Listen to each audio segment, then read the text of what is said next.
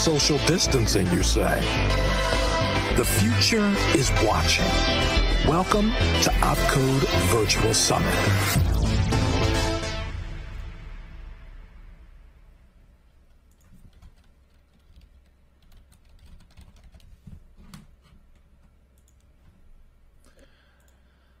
Hi, and we are back. So let's continue with our next speaker.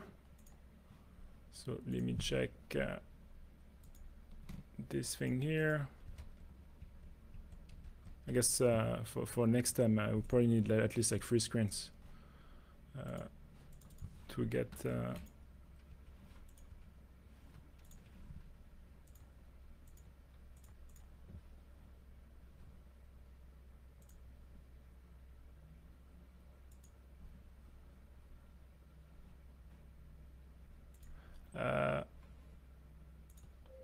Yeah. Can you hear me, Joxean? Yes, I can. Okay, perfect. Yeah, so we're running a bit early, so we can start now if you're ready. As you want. Yeah, perfect. Don't have any problem. Awesome. Okay, give me 2-3 minutes at max because I want to close and finish one easy thing about is for the demo. Okay, I guess we can do that then.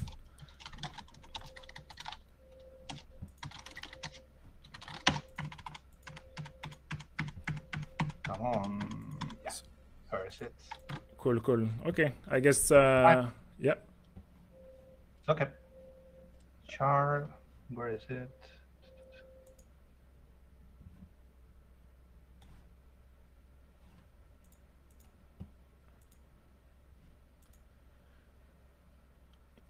Cool. So we will have our next speaker, as you have heard, like in a few minutes. Yeah, that's pretty much it. So like I was saying at the beginning, but I don't know if you guys heard, because of the sound issues at the beginning. But yeah, the conference very likely is going to happen at least once a month, depending of how successful this edition is. And yeah, so the idea is like instead of doing like a 2-day conference that would be like physical, is to kind of like shift that perception and just making it shorter. So it's gonna be like few talks, so around the half a day, so people can watch it like if they're in Europe, like in the evening or late afternoon, and if people are in California, they can still watch it in the morning. And this is the best way to cover like multiple time zones.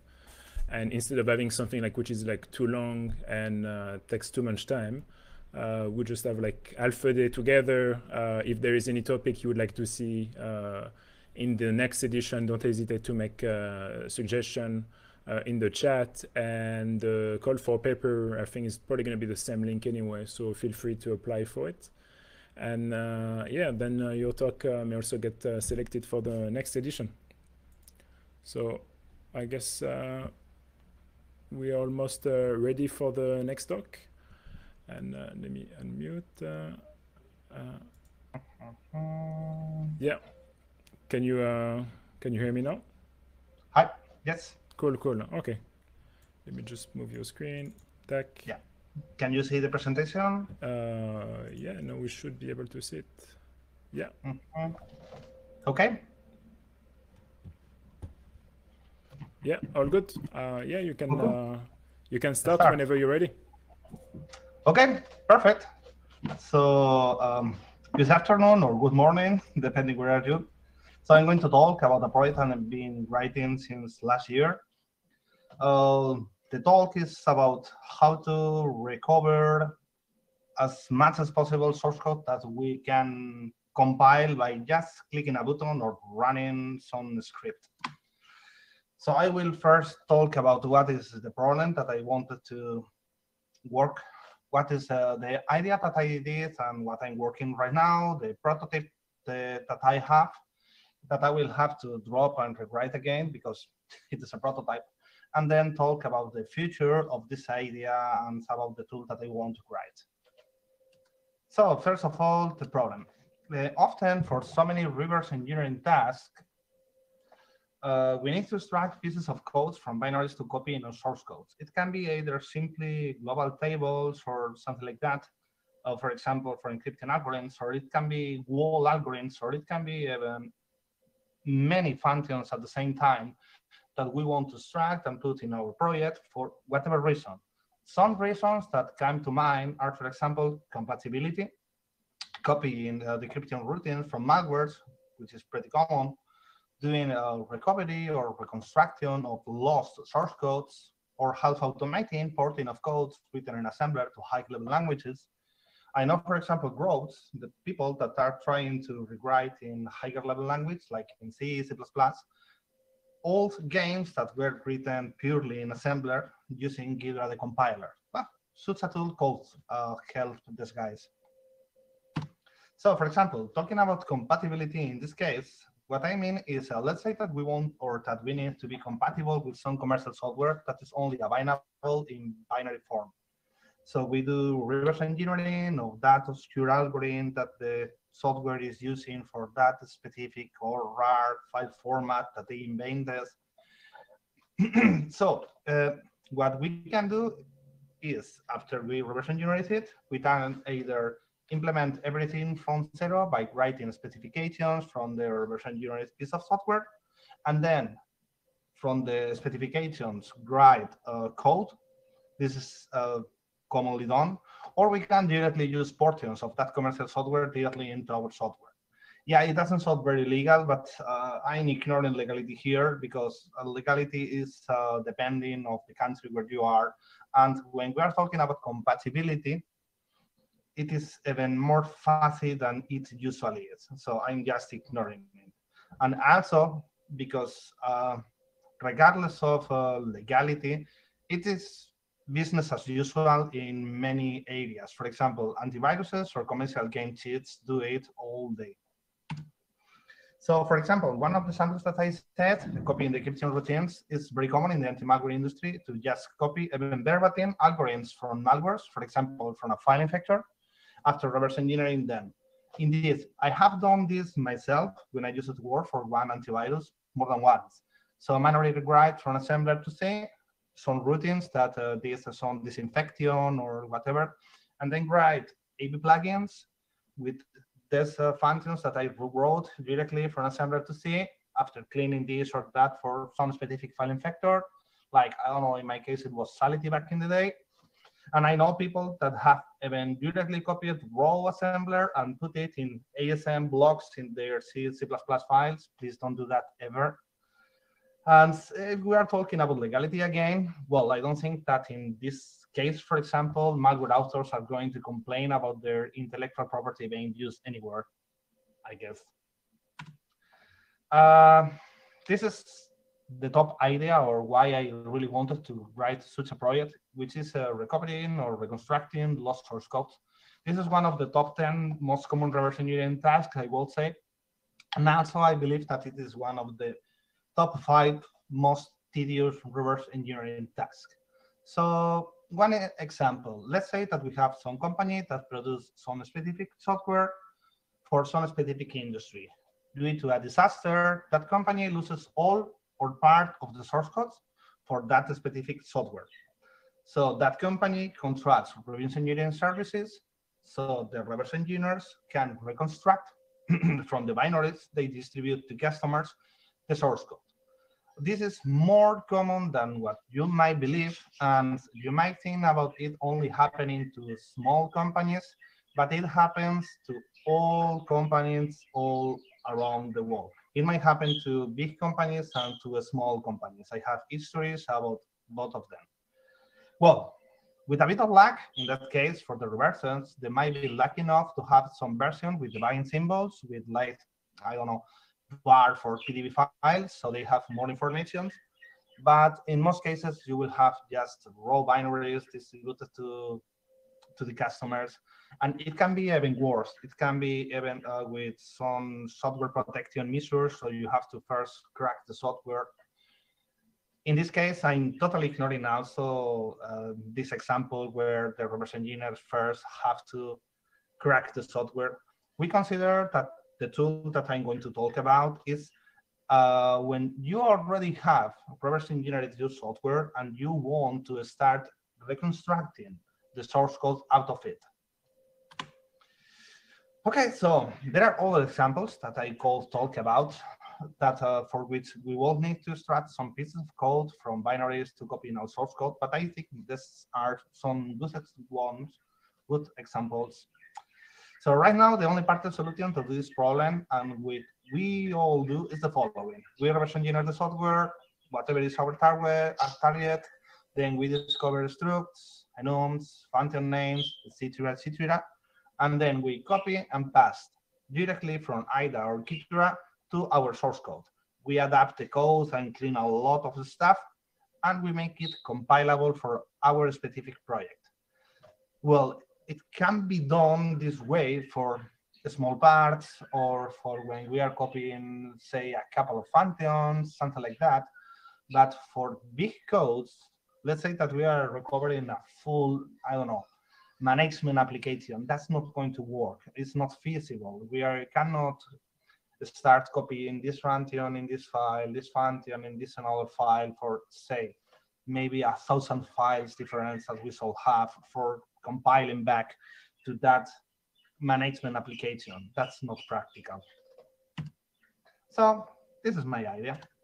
The solution to the previous problem is obvious. I say it's obvious, not easy. So we just need to write a tool that automates most of the tedious and boring routine tasks. We should make it interactive because this is my experience, but most of the tools that I have been written for reverse engineering, when they are interactive, the reverse engineer can interact with them. They are better than purely batch tools. So in this case, we need interactivity to fix whatever the tool, whatever mistake the tool makes or whatever wrong guess it makes, because we are not going to write a software that makes better guesses than a human. And we actually need the human to verify that whatever the tool did was correct or not. Also, we want to allow incremental changes, even when such a software, in my mind at least, is meant to be used when you are mostly done reverse engineering your software. You want to fix the stuff incrementally. Let's say that we have some function names and some variable names, but then after we are working with that, we realize that one of the function names that we assigned was wrong. We just want to change that function name in that specific source code file it belongs to. We don't want to rewrite the whole project again. Also, we want such a tool to be integrated with the de facto reverse engineering tools, which are IDA and Gira right now. And, well, maybe after that, profit from the tool. So, yeah, it sounds easier than it really is, but it isn't either that hard, in my opinion. Actually, I don't really consider it a pure reverse engineering problem, but more of a software engineering problem, because we are not, for example, searching for classes and the hierarchies in binaries, which is actually a pure reverse engineering task. We are just going to output compilable source codes using the compilers, using hints from and interacting with the reverse engineer. Roughly, this is all we are going to do. So this is always in my opinion, okay? So what such a tool should do in my opinion? First, find functions and the correct prototypes. Probably the reverse engineer wants to fix them. Find local and global variables. Probably the reverse engineers want to fix the types or the names, etc., etc. Finds import functions and the corresponding header and library files. Like say, if we say that our target is used calling fopen, fclose, whatever, or I don't know, cout, we know that we have to do import stdio or import iostream, etc., etc. Also, we need to find the source files in the binaries. I don't want to have a huge C or C++ file with, say, 10,000 functions. No, I want to recover from the binaries something that is as closer as possible to the original source. How do you do that? You need to find what looks like where the original source files, and then split the functions in the single binary we are working on to the specific source files it belongs to. Last but not least, we need to find the hierarchy of structs, enums, functions, globals, etc., etc., and just write the source code files. Yeah, it sounds more easier than what it really is. So some disclaimers before I start. First, I'm only talking about C programs, just plain C programs. I'm not talking about recovering something like Visual Basic, Go, Delphi, you name it. I'm just talking about C programs. Also, during this talk, I will only consider the tools IDA and Ghidra. And the reason is that, well, these are the only two reverse engineering tools that they have on the compiler of their own. That said, let's continue. So, I repeat again, let's assume that we are just talking about C programs. The first thing that we have to do is finding functions. It is easy, okay? We can just use the APIs of IDA and Ghidra. We might need to manually find and create some functions that IDA or Ghidra didn't find. This is especially true when talking about reverse engineering embedded devices, where most of the functions aren't ever usually, better said, discovered by IDA or Ghidra, and we have to write our own scripts to find some more functions. And also, finding functions is not a very easy problem because distinguishing between data and code is not trivial. Anyway, nowadays, most tools, or these two tools, IDA and Ghidra, work pretty well in most of the cases. Also, we need to fix the function prototypes, which is one of the areas where the compilers really fail a lot. So many times, the calling conventions, the number of arguments, the types especially, are wrongly guessed by the compilers. That's normal. I understand it. It's not an easy job, and it's not something that can be, in some cases, it's not something that can be statically determined. But it is fine. As long as such a tool for recovering source code is interactive, we can just interact with the reverser, and the reverser can just simply change the function prototype in either IDA or Ghidra, and that's it. Yeah. So there are many cases, however, where functions can be missed or the boundaries wrongly guessed. Some examples are virtual functions, jump tables, many different switch idioms, self-modifying codes, on-the-fly generated code, function tables supported by external libraries, etc., etc., etc. So we cannot write a tool that works in all of these cases. It is pretty much impossible, but we can focus on a tool that might work in the general case, and maybe, if it makes sense, tomorrow enhance or improve it later. So, another part, finding local and global variable. So this might sound easy too, but it isn't either. So variables are in a concept that exists, as far as I know, in most CPUs. So we don't have a concept of variables in Intel 86 or in AMD 64 or in ARM 32. They are just memory areas. We need to apply data flow analysis to find them and to find the alias. For example, in a white paper written by Ilfai Kilfanov called The Compilers and Beyonds, there is a specific part talking about this, how to discover variables, which is called variable allocations. And in Ilfai's words, he says that only that part is worth a separate paper. This is the specific part which Ilfai Kilfanov says so about local variable allocation.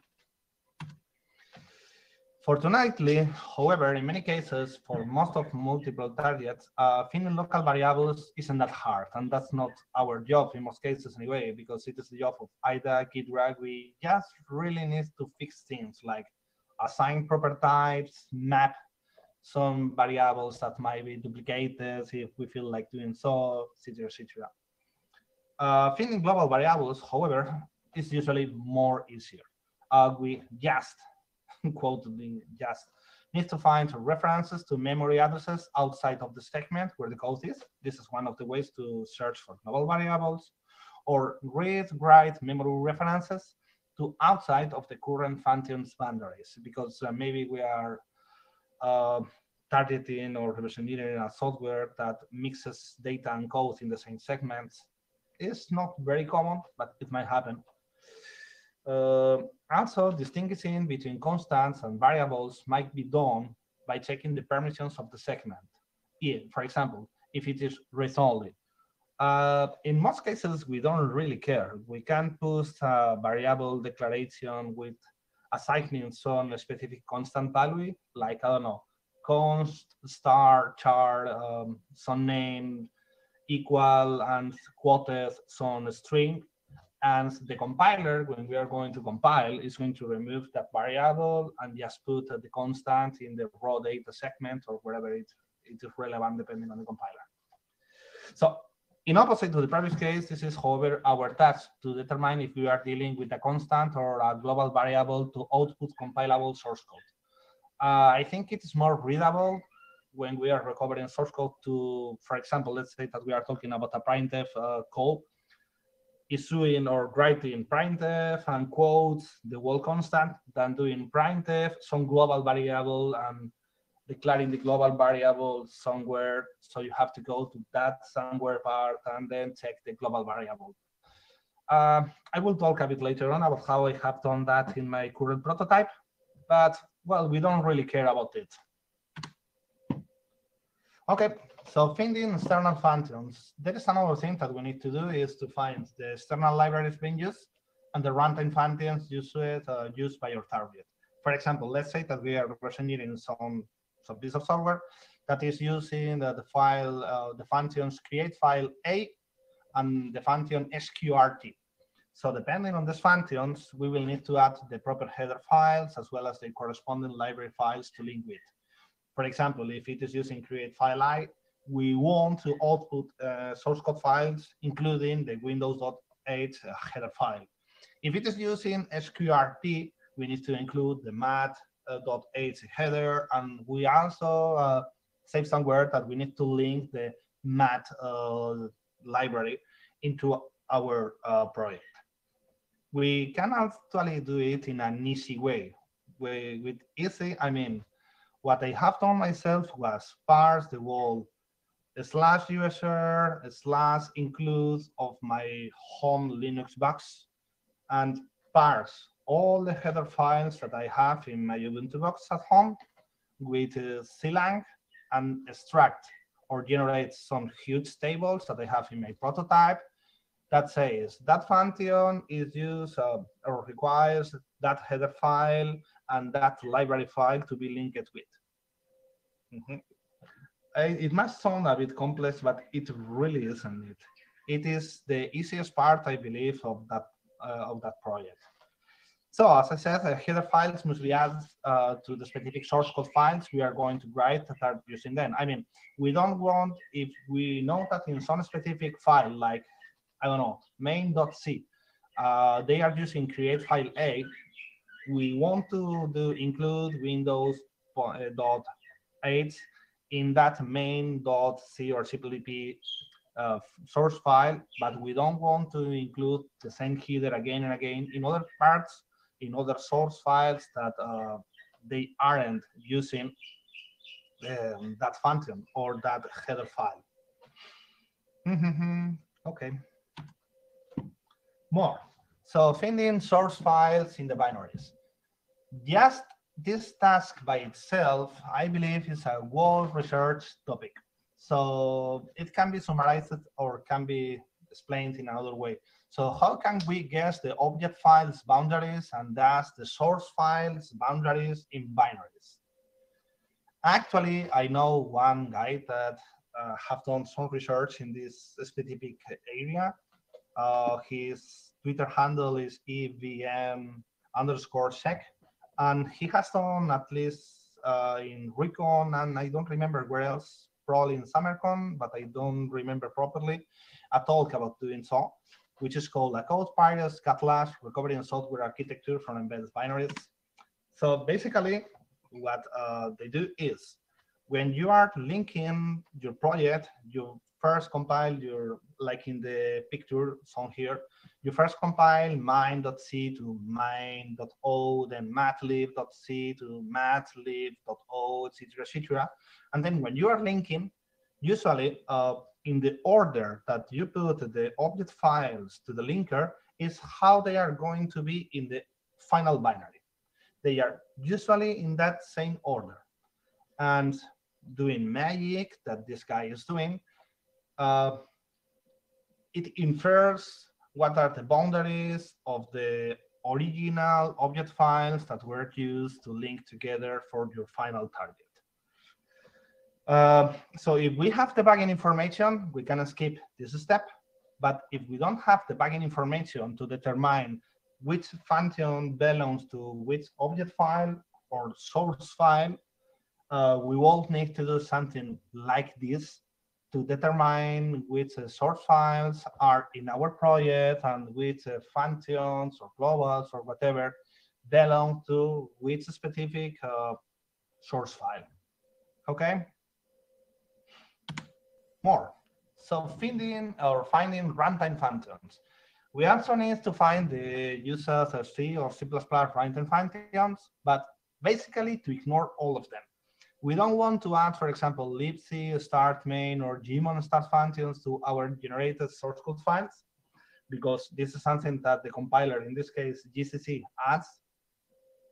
Sorry. And we don't want to recover the runtime parts. So the solution to this problem is kind of easy. For example, using IDA, we can use the flirt signatures. And whatever was recognized by the flirt signatures, just ignore. Also, if we have function names, we can also blacklist some of them. But this is a never-ending history because you have to blacklist a lot of functions from a lot of different runtime, from a lot of different compilers. Also, we must let the reverser somehow specify which functions must be skipped or must not. Probably we don't want to use, we don't want to export some runtime functions, but maybe in some specific case, we need to export them. I cannot figure out right now why, but it can be required for some reason. More, finding object hierarchy. So let's say that we have reverse engineered a target for some time, and we have proper function names, local variables, globals, structs, and enums. Now, when writing source code files, we need to know which structs, functions, enums, global variables, etc., are used by each source code. Also, source file, if you prefer. Also, we need to remember that structs, functions, etc., etc., might depend on other structs, types, functions, etc., etc. Let's say that we have some struct A with two fields in something, and then we have a struct B with int with a field int something, and the second field is a struct A field name. We need to have the hierarchy properly to write the struct in the proper order, because otherwise we will have compilation problems. It is pretty much impossible, in my opinion, for big enough projects to write a magical tool that you click in a button and you have full compilable source code. However, you can make it as much easier to get compilable source as possible. And for doing so, this is one of the basic tasks that must be done. We could work around that by adding a lot of external declarations and adding if-def macros, but this is ugly and it's pretty much unreadable, and macros cause a lot of problems. I don't recommend doing anything like that. This is just my opinion. And well, finally, the last step is to just write the generated source code files with all the required dependencies and with the whole hierarchy result, plus the building files. With building files, what I mean is how to build the source code that we just write. In my prototype, for now, I'm just generating plain make files, but we could generate anything. We call generate building files for CMake, Visual Studio project files, for Ninja, or for whatever else that we might want. Okay, the prototype. So since September last year, I have been working on a prototype for now of such a tool. The prototype is an IDA plugin plus IDA Python tool. I call it Source Recoverer. I'm not very original, I guess. Let's briefly discuss about it. So first, the components of the prototype. It is an IDA C++ plugin that I call IDA Unexposed, which is to simply export one function that I need, because the function's prime type and format data to get a compilable representation of global variables, constants, and stuff is not export and cannot be used from IDA Python. So I just export a function called getCdef from a C++ plugin to do so. And then an IDA Python independent script that uses the previously mentioned plugin and does everything expected from a source code recovery tool. Everything that I have been discussing about during this presentation. So how it works? As I said before, it iterates all functions in the binary. It guesses all the source files if possible. I use the backend information when it is available, which is not by default. Or otherwise, I use another IDA Python script that I wrote some time ago, IDA Magic Strings, that tries to determine which functions belong to which source code source files. So this is one of the ways that I'm using in my prototype to try to say this function belongs to main.c. That other function belongs to, I don't know, misc.c, etc. And so I get all the structs, nums, and global variables using IDA for now. Then I decompile all the functions. I write a project file so the reverser can make changes about how the code is being written. And then source code with the dependencies that requires mostly full resolve are written, and a makefile for building the code. Also, when something is changes in IDA, only the modified part or source is modified. For example, let's say that we have some function where we have some specific variable name, which is an automatic name like v1, v2, v3, and we want to change to something. Like if we change v1 to option, when we are going to write again source files, we don't want to write the whole project. We just want to write the specific source file where that function that we have changed has changed. This is what it does. And that's it, basically. Let's see some demo. Give me a second, please, because I have to share now my wall screen, and I am still very new to Zoom. Give me a second, please.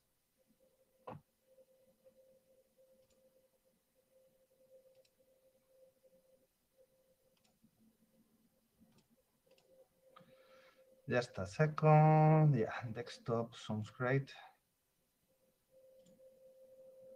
Okay, so this is my desktop, and let's open now one binary.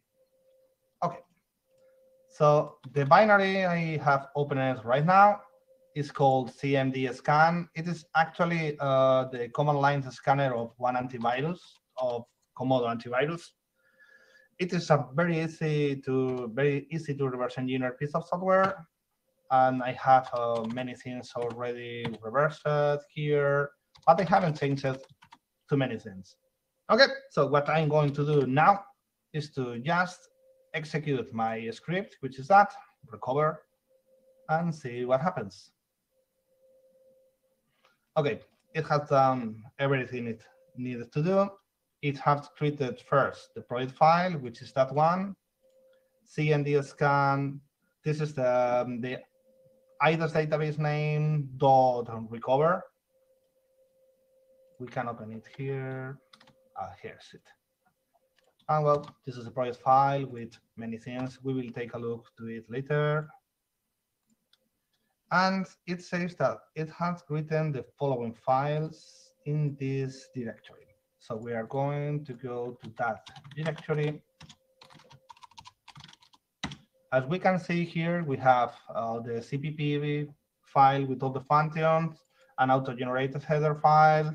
This file, devs.h header file, is something it created, and then we have the make file that it creates. So this is the first time that we just execute my prototype over this piece of software. It's all failed the first time. Make. Okay. Recipe for target, whatever, it fails. Let's see why. Okay. So in the auto-generated header, it says that we have redefined one struct. Okay. The tool is failing because it's failing to build because we have some redefinition of a struct. Let's fix it in the header file. Okay, yeah. So we want to remove this ones, and we only want to have this specific struct that I have reverse engineered. Save, that's it. And the next part is, it also complains here because the Gmon start was not declared. Of course, because this is something specific of GCC and specific of the runtime, we shall not be doing anything with Gmon start. So I'm going to check in which function it happened. 78, it says.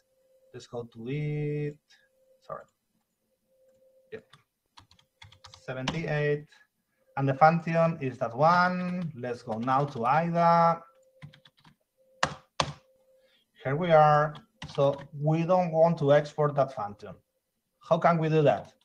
We open the project file, and we have a section which is called ignored functions. We are just going to add one more ignored function.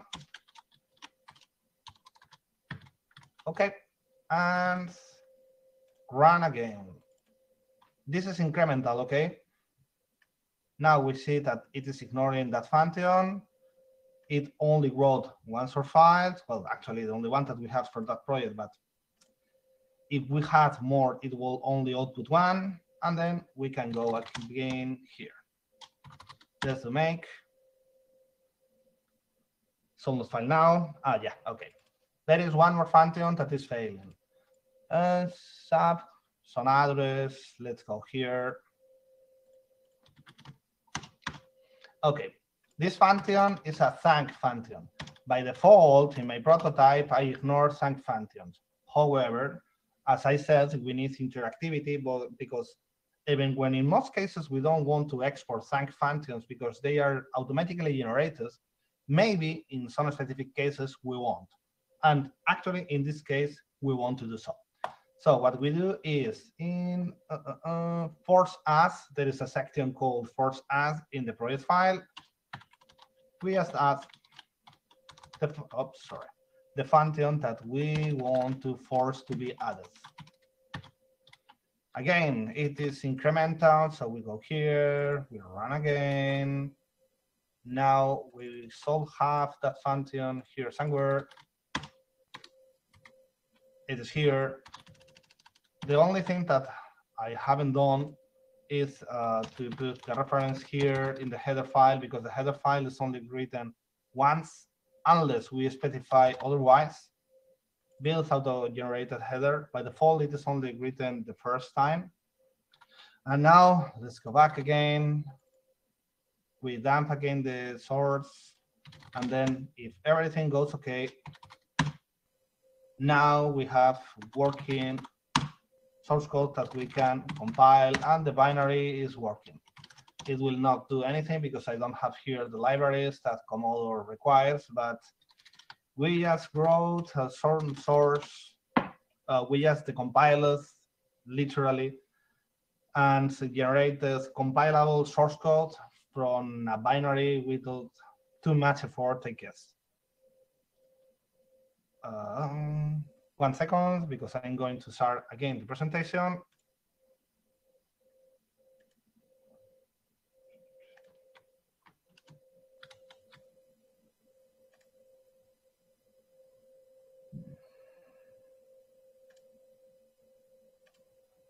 Okay. Yes. So the future of this tool.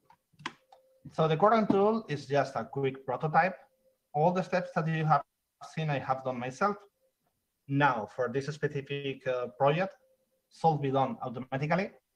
By now, the quick prototype I have written works, but it sucks hard. It really needs to be rewritten properly. I will most likely rewrite it in C or C++, but well, that's just a matter of taste, nothing else. Supporting Ghidra was considered, but the compiler generates too many constructions that are incompilable, and they must be clean. So for now, I will focus exclusively on IDA. Also, it really needs an integrated, reverse-friendly GUI. Right now, we have to manually update the project file, which is a JSON file, but we need a proper GUI to assign functions to short files, select which local types we want to export, which ones we want to ignore, which functions we want to add or to ignore, whatever. Actually, two of the steps that I have done here by modifying and writing stuff in the JSON file should be done by just clicking somewhere. In the current version, source files are found using one of the following two methods, either using debugging information, dwarf mainly because with PDBs it doesn't properly work for a reason, or using debugging strings containing file paths, like, I don't know, something like assert error in file all the path.c. This is how I try to guess where one function belongs to which source files. In the next version, I plan to implement my own version of the EVNSX algorithm for local function affinity, as he calls it, to try to infer translation units, source files, if you want, boundaries in binary files. And also, this part is anything but easy, is classes recovery. This is a whole project by itself. The idea is to try to find the classes being used in our target, resolve the hierarchy, and finally write the definition of the classes too. It is not trivial, but that will be awesome to have in such a tool, I think. So the prototype will be released at some point this year. I cannot release it right now because I have to clear some problems with my employer regarding the tool. And the final tool, the final, not the prototype, hopefully will be available by the end of this year. But I cannot be sure, and considering that we are living a pandemic, who knows? And well, that's all. If you have any question. Yeah, thanks for your presentation. So yeah, chat, if you have any question, you can ask them now. But while we're waiting for some questions, I have two questions for you. So the first one is, you say you look at Ghidra and then you kind of quickly gave up. Is it because like the quality of the decompiler is that far behind compared to IDA? Or? Yeah, well, that's only my opinion, okay? Because I haven't tried it, that's why I'm curious to know about it. Yeah, that's only my opinion, okay? But I have find many cases, for example, where some constructions aren't properly decompiled, or they are properly decompiled for reading, but not for recompiling again. I mean, some constructions, you can read them, but you cannot fit them to a compiler and expect it to compile them. No, not at all. However, with Hexrace compiler, I have noticed that I can do so. This is why I'm ignoring for now Ghidra. But, well, the quality of the compiler is pretty good, but I don't think it is as good as the quality of the Hexrace compiler. On the other hand, anything that you can disassemble in Ghidra, you can decompile, which is something that you cannot do with Hexrace. So. And does it support more platform on Ghidra? Do they have like ARM64 decompiler, or is it only like x86, x64? So in Ghidra, whatever you can disassemble, you can decompile. Okay. That's it. Whatever you can disassemble. It forces you to write processor specification that is later on translated to P code, and based on that P code is how the compiler works. In the case of Hexrace, it is not like that. You have to write a specific compiler for a specific processor. I see. And so there's a question from Ryan. thanks for your presentation and work. Will you post the slides publicly? Yeah, of course. The slides will be public. Like I don't know. Give me 5 seconds after the presentation. Yeah. Like most of all the slides from today are gonna be on our GitHub repository anyway. After we're gonna centralize everything over there, like we do for each edition of our conference. So that's good. And my second question was, so your example now was on Linux. Did you try on Windows with but for binary with private symbols with a private PDB to see if you get like some really good results with it? Or because I guess one of the big problem is also like type discovery and type recovery, right? So yes, I have done, and yes, it works. The thing is that it was easier for me to do the demo in Ubuntu, but yeah, I have done that. Okay, that's pretty cool. That's awesome. And what about public versus private symbols on Windows? Do you see like a massive difference or not that much? Yes, there is a massive difference. That's pretty cool. Nice. If you have private symbols, it is going to be much easier to recover source code. If you have public symbols, good. It is good to have that information, but still you are going to have to fix many things. The less information that you have, the more work that you have to do manually. Yeah, because I'm thinking like for like private symbols, and few times on Windows, you know, those symbols have been leaked publicly. So, and what about, is it only for like user mode application, or you can also do it for like kernel drivers? I mean, that's cool. It doesn't matter. I mean, the two-line rating, it will just output source code. It will write a makefile, supposing it is going to be used in a user-land application, but it doesn't really care about what is the target that you are reverse engineering. It can be a kernel, it can be a kernel module, it can be whatever. That's pretty cool. Yeah, like Jaziel Spellman in the chat is saying looking forward to the release. Yeah, me too. Yeah, well, at least the good thing about the confinement is it gets more like time. You should get more time to focus and to write those tools. You know, usually like it's kind of hard to focus, especially writing such a big tool. You know, on your own. You know, it takes a lot of time. But yeah, I think it's gonna be like really cool. Well, it takes a lot of time. Yeah. So my current prototype, I started writing it by September last year. It works, but it still sucks. So I will need a lot of time to finish it. Yeah. But that's pretty cool. Well, thanks for choosing Opcode for like the preview of that new tool. That's really awesome. Thanks to you. Cool. Well, I don't think we have more questions in the chat. I don't see any other questions. Yeah, is there anything you want to add? Nothing on my side. Okay, cool. Well, I guess we're gonna get ready for our next presentation, which is gonna be on Hold My Catnip. I'm bouncing over APTs for the purple teaming from Katie, Jesse, and Andre from Microsoft. Thanks, Joxean. How do you pronounce your name, by the way? Is it Joxean or Joxean? Joxean or Joxean. Joxean. Joxean, yeah. Okay. I know it for next time. Okay, well, thank you, Joxean, and yeah, hope to see you soon. And, thanks to you. Bye-bye. Bye.